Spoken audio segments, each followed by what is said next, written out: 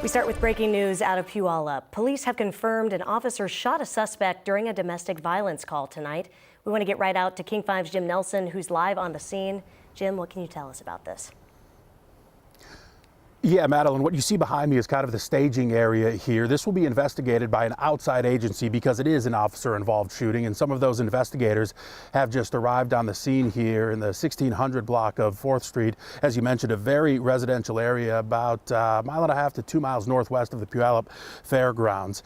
At this point, it's still very early, but Puyallup police have confirmed that an officer who was here, dispatched here for a domestic violence incident, was waiting for backup when they say the suspect charged at that officer with a weapon.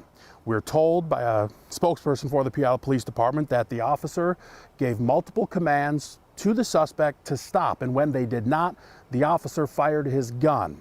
The suspect was hit at least once. First aid was provided here at the scene, and then the suspect was taken to a hospital at this point with unknown injuries. However, police have confirmed that at least one of those injuries, or that there is at least one gunshot wound. So this is an officer-involved shooting.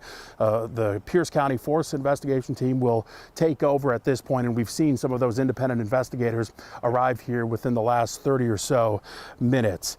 We hope to get more information at some point. A spokesperson for that outside agency is here at the scene as well, so we hope to get even more information at some point. For what it's worth, I did talk to a neighbor kind of right around the corner from the primary scene, and he told me that he heard 3 gunshots. But at this point, the information's still pretty limited, which is pretty common in situations like this, especially when one agency hands the investigation off to another agency.